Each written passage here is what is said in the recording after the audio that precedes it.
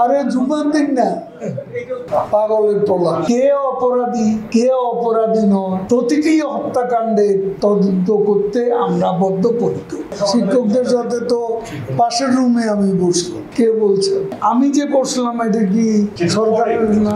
আমি ঠিক জানি না তিনি কি বলেছেন, যদি বলে থাকেন এটা তার ব্যক্তিগত মন্তব্য, এটা সরকারের বা আমাদের দলের কোনো সিদ্ধান্ত এখানে।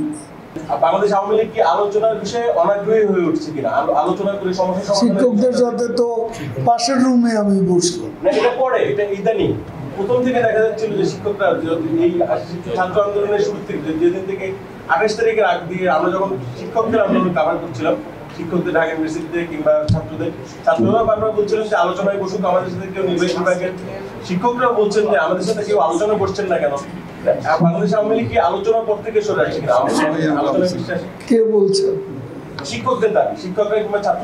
আমি যে বসলাম এটা কি সরকারের না? পরে এখন আমরা দেখছি পরে কবে আছে আলোচনা চলবে, আমি তো আলোচনা করছি, এখনো চলছে। তারপরে আমাদের শিক্ষা সংস্কৃতি বিষয়ক যে উপদেষ্টা আছেন তিনি কিন্তু প্রতিনিয়তই তাদের সাথে যোগাযোগ করছেন, কথাবার্তা বলছেন।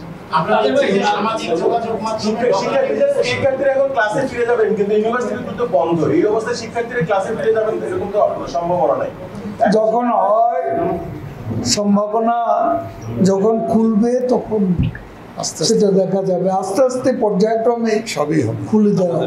আমরা দেখছি যে ডক্টর ইউনূসকে প্রধানমন্ত্রী করে সামাজিক যোগাযোগ মাধ্যমে একটা ক্যাবিনেট দেয়া হয়েছে এবং আপনারা এটাকে কিভাবে দেখছেন? পাগলের টলা। নামাজের সময় দেখুন, এই আমি একটা কথা পরিষ্কার করে বলতে চাই, আমি আজকেও বলেছি,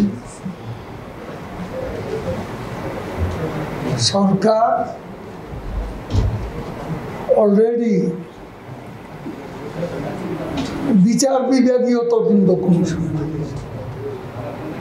এতে 3 জন বিচারপতি, জাতিসংঘ সহ যেসব দেশ এই তদন্তের ব্যাপারে আগ্রহ প্রকাশ করেছে, আমরা তাদেরকেও স্বাগত জানিয়েছি। তদন্ত কাজে তারাও অংশ নিতে পারে। এখন কে অপরাধী কে অপরাধী নয়, প্রতিটি হত্যাকাণ্ডের তদন্ত করতে আমরা বদ্ধপরিকর। সেখানেও সেটাও ওই যে তদন্ত কমিশন তার কার্যপরিধি আওতার মধ্যে পড়ে, কাজে বিষয়টি সেখানেই থাকবে, সেখানেই সিদ্ধান্ত বিচার হবে।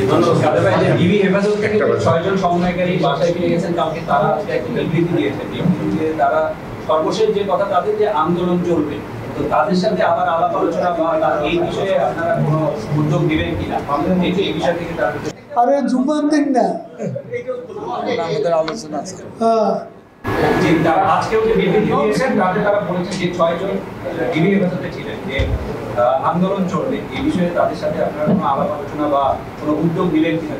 সরকার কোনো সিদ্ধান্ত নিলে আপনাদের জানাবো।